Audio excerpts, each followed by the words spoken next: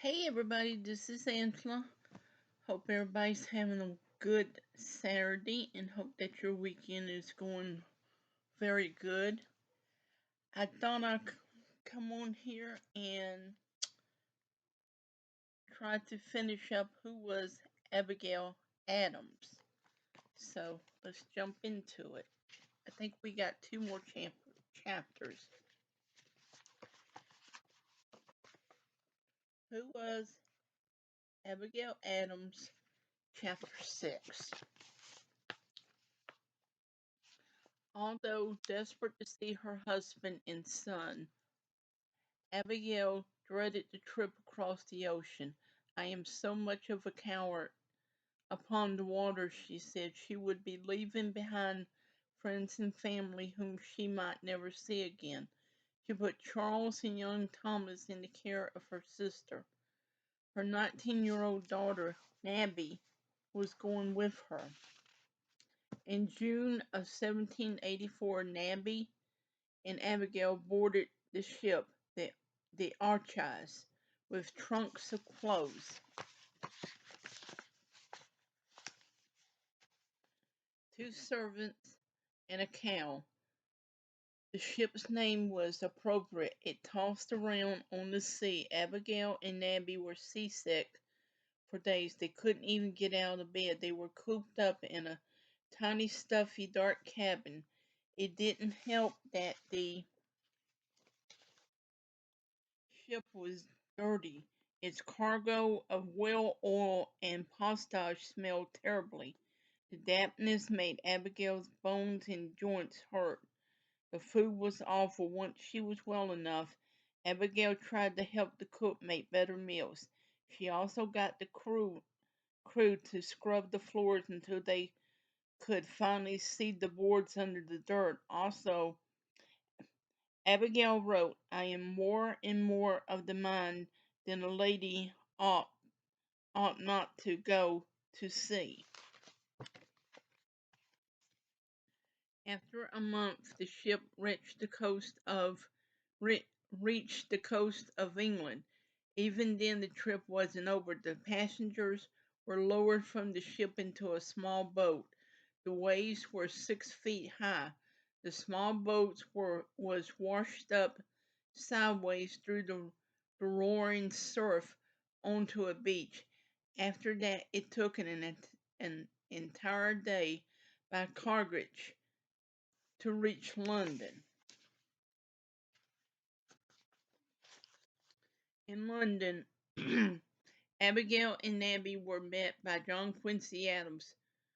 Abigail was shocked to see a 17-year-old man. Her son had been only 12 when she last said goodbye to him. Later, her husband John arrived.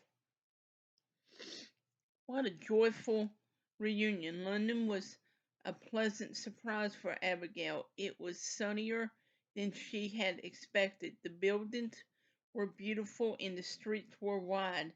Best of all, there were indoor plumbing, not outhouses. The happy Adams family spent 3 weeks 3 weeks in London seeing the sights. Then they crossed the channel to Paris. John had rented a mansion just outside the city. Abigail had loved London. As for Paris, she thought it was the very dirtiest place she had ever seen. The mansion, however, was another thing. It was beautiful. It had more than 40 rooms and came with 8 servants. There were huge formal gardens with a fish pond and an orange tree. Their life there was filled with dinner parties, the opera, museums, theater, and ballet. The lavish dinner parties of France made Abigail a little nervous. It was too much. She was also shocked by the ballet. The costumes were too skimpy, showing the ballerina's legs much more than a lady from New England thought proper. It took a while for Abigail Adams to get used to the French ways. Abigail liked French women because they were smart and free to say what they thought. Still, Abigail missed home, and it was hard not knowing French. She got a pet songbird to keep her company. Then as happened so many times before, John had to move because of a new job. He would be the new ambassador to Great Britain. He and Abigail would live in London. Goodbye, pet songbird. Goodbye, Paris. Goodbye, John Quincy, too. He went home to study in America. John's job in England was difficult. As ambassador, he was expected to make friends with the very people who had recently been at war with America. England was a powerful country, so the United States needed its friendship. When Adams met King George III, they were polite to each other. Namby and Abigail also met the king. They spent hours getting dressed for the occasion and then waited hours for the king to speak. Just a few words to them. They were not very impressed. Abigail loved being back in London. She loved seeing the plays by Shakespeare that she had first read as a child. She was awestruck when she heard the beautiful music of Jose Handel performed. She also loved visiting the countryside and stately homes outside London. On one trip to Southampton, Abigail took her first dip in the sea. Abigail and John took a long trip to the Netherlands. Abigail admired the simplicity, honesty, and politeness of the people there. Wherever she was, Abigail believed her main job was to help her husband in England. Mrs. Ambassador arranged dinner parties and diplomatic receptions. She was very good at it, but Abigail and John feared they were gaining weight. Nabby, meanwhile, married John's handsome secretary, William Smith, in 1786. He had the same name as Abigail's father and brother. The next year, they had a baby, William. Abigail was a grandmother. John was a grandfather.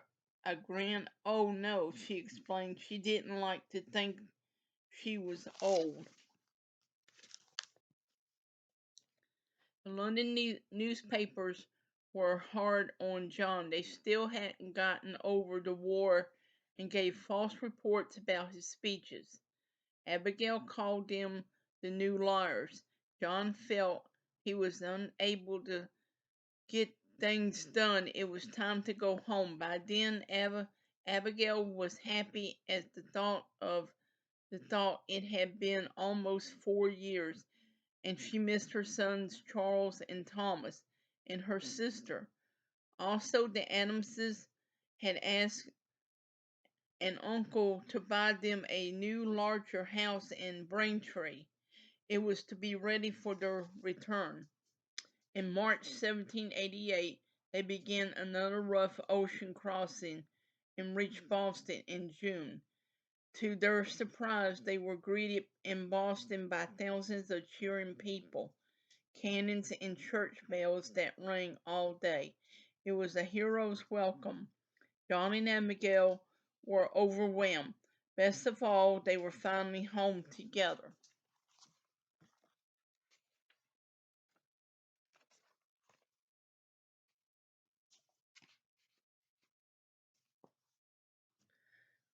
Well, that's the end of chapter 6. I hope you all enjoyed that. So please hit like and subscribe to my channel. Please hit the notification bell so you know when I come up with a new video. If you like to comment, please comment below.